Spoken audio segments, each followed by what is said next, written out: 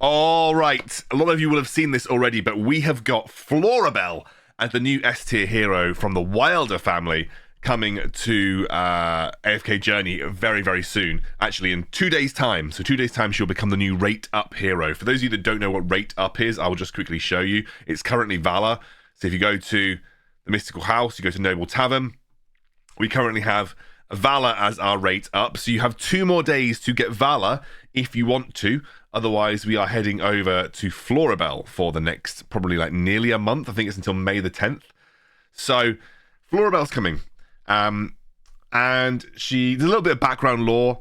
She's deeply passionate about her role as a teacher. And she's very nurturing. Yet her entire kit is about sending her kindergarten children to do battle, which I thought was hilarious. 1 second. Do you know what I really love about these things, by the way? They always tell us like really intricate details. She is 175 centimeters tall, so you have to have that context of how tall she is. I like that. They've done this in an AFK arena. They give you all the really intricate details. She has 3 little companions: the Sleepyhead, the Mischief Maker, and Adorable. Can you tell which ones are which? Well, I think the Mischief Maker is on the right, Sleepyhead's Sleepyhead's on the left, and then Adorable is in the middle. There you go. Each Bulb Sprite baby, so these are babies, it's not just children, she's sending babies into battle.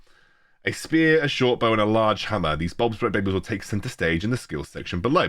So essentially it's a summoner. We don't have many summoners in the game, we have 2, I believe. We've got Damien, who summons and exits the fight and summons. We've got Cessia, who summons as part of her ultimate skill.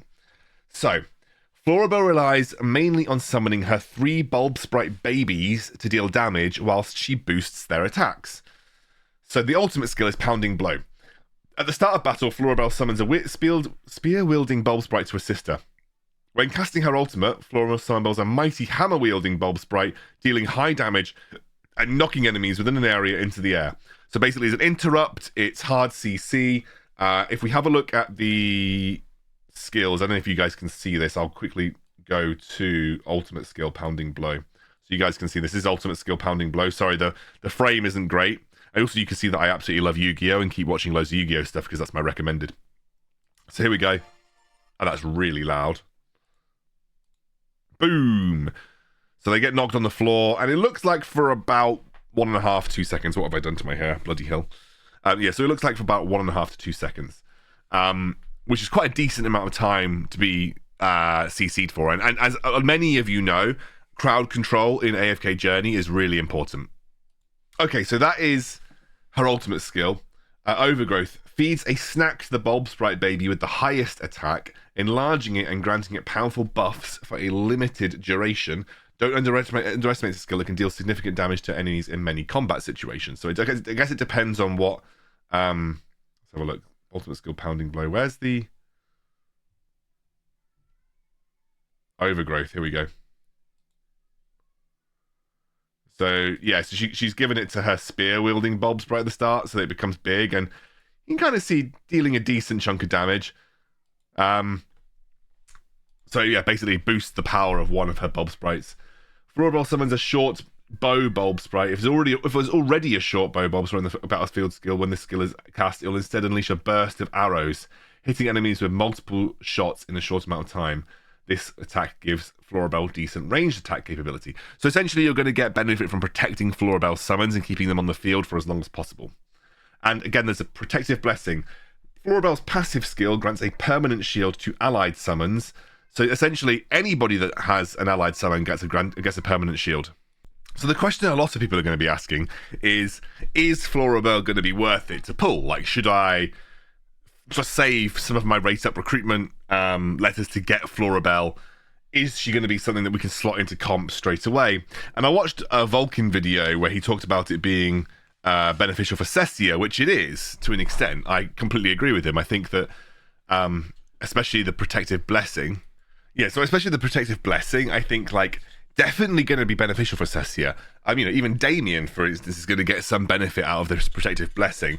The only thing that I would say is that it's like when Cessia ults, it tends to be quite like game defining. Like there are very few situations where I've had a Cessia ult where I've said, gosh, an extra little bit of shield might have won me this battle. There's probably been a few occasions where that has happened. But how many can I really say where I've said, gosh, an extra shield would have been really nice? Sorry if you can hear my little man in the background. You want to talk about Florabelle, do you? Yeah. What do you want to say? You want to say, oh. Daddy will talk about it again in a minute. But yeah, so I think it's definitely going to... If there was stuff that was... I think if her overgrowth could also apply to Cessia Ultimate, that would be awesome. Like, that would be amazing. Like, give it a powerful buffs. Like, a little bit like when you put Coco with Cessia, you're going to get massive buffs on the summon as well. There's probably a world where we could run Florabelle, Cessia, Coco, Smokey, and Tandra, something like that. You know, I think when we introduce something new like a Wilder, for instance, you have to think about how they're going to slot into compositions that we know are working. Like, obviously, we think that Florabelle is going to be beneficial for Cessia, but Cessia already functions in a comp with Coco, for instance, and to be honest with you, Coco provides better buffs. As long as you cast the ultimates at the right time, Coco provides better buffs than Cessia, than Florabelle would to Cessia, for instance.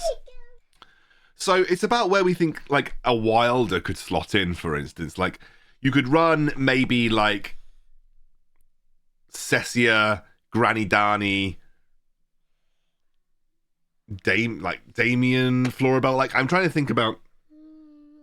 Thank you, darling. I'm trying to think about comps that we could fit Florabelle in. Because she'd either really have to be a one-off splash, like you splash her in a comp, or you'd need to kind of build a Wilder core. And then when we talk about Wilder core, we're talking about 3 Wilder heroes that would work well against her. I think she's going to be good in PvP, however, because I think she's going to function well as part of like a potential Wilder setup.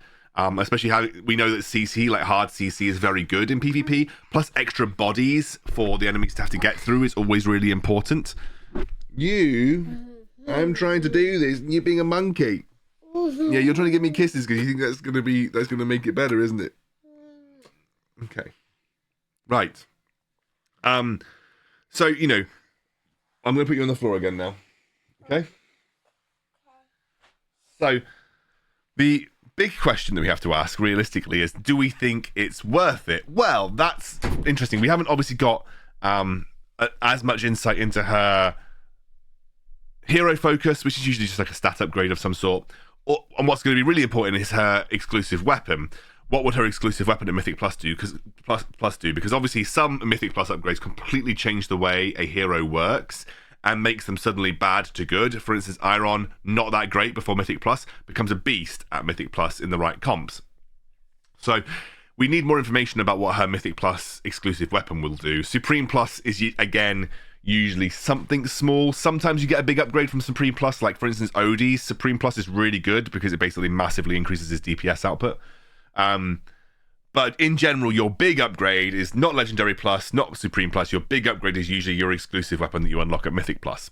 So we'd have to see what her Mythic Plus weapon does to really fully see what the potential of Florabelle is going to be.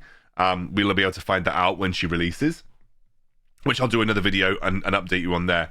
In terms of, is it worth it? I think it's always worth it to unlock one copy of a hero. So you should definitely look to, if you have the resources to do so, one copy of Florabelle is always good because, you know, sometimes those one copy splashes can be very strong. In general, though, what I find is that, yeah, she's kind of not really a support. She's supposed to be a DPS. So at least, like, she's a DPS that sort of is around her own summons, right? So she's like a summoner DPS. In general, with DPSs, you don't one-off splash DPSs, right? So in AFK Journey, your DPSs tend to be the ones that you have ascended the highest. So my gut take, because we are looking at a character that's primary role is to summon things and buff them and deal damage, as well as CC, there is a small amount of supporting kit that we've been shown, but it's mostly to support summons. There aren't that many summons in the game. We've got, like I said, I think we've got Damien and Cessia. I'll have to correct me if I'm wrong, but I don't think there are that many other summons beyond Damien and Cessia right now. So it's not like we could build a full summoner build, but You know, it's definitely possible, maybe with one extra down the line. There's definitely a world where you could run like a wilder core of Damien, Florabelle, and maybe Hewin, and then you run like Cessia and Thorin, for instance, and that would potentially be like a very strong healing summon-based comp. That's definitely something that I could see working. But realistically, she's a DPS, and a one-of DPS is very rarely going to be good at lower ascendancies. So in general, what you're looking to do is with a DPS, you're usually going to play your DPS that you have the highest ascendancy, which is why a lot of people tend to run with Cessia, because Cessia has usually people have kind of been able to ascend Cessia the highest out of the majority of their DPS options. For me, Cessia is still my primary DPS. She's at Supreme Plus. I also have Odie at Supreme. So I've got two very strong DPS choices that I generally tend to build my comps around. So when you're introducing a new DPS to the game, it's very hard, unless you're going to ascend it quickly, to kind of have it be useful in compositions. To say, like, as a blanket statement, is it worth it? I don't know at this point, because you need to really see the X weapon. My gut take is going to be she's not going to suddenly change the meta unless she's individually brilliant. And that's kind of the statement we're going to have to take away. We haven't seen any of her numbers yet. We haven't really seen her in action. Unless she is going to be a new solo carry DPS, which definitely has the potential to. Summoners generally tend to be quite strong, like Cessia, clearly very strong. Unless she is going to be a new kind of solo carry DPS that will outshine things like Odie and Cessia, then I personally am not sure how worth it is going to be to invest a lot of resources in pulling her. However, there could be a comp where a one-off splash of Florabelle supporting Cessia with Hewin, Damien as well, maybe, and then Thorin or Granny Dani, Hewin and Florabelle, for instance, or Iron, just for CC, Hewin and Florabelle. You run a wilder core with Cessia and Thorin attached to it. That could potentially be worth it as well. Like I said, it's always worth it to aim for one copy. There's never any downside just to grab one copy of it. If you have the rate up recruitment letters, it's just obviously as a primary DPS, if you're going to make her a focus, she generally needs to be ascended quite high, because ascension adds a lot of stats to your units and your heroes. So that would be my gut take about Florabelle. But I'd love to see if she is like individually brilliant, and I'd also love to see if she can support Cessia. Like I said, I'm not entirely sure how a small shield is going to suddenly make Cessia way better than she already is. It's going to boost her a little bit in my eyes. Unless I've missed something about her sort of extra support to summons outside of her own, then I think, like, realistically it's just going to be a nice addition to Cessia. But then you've got to realize that Cessia already functions in a Mauler compositions where you've got Odie. So I run Cessia, Odie, Smokey, and Tandra and Thorin, and it's amazing. It's a brilliant composition. It's about whether we think a wilder core would be better than a Mauler core with something else to support Cessia.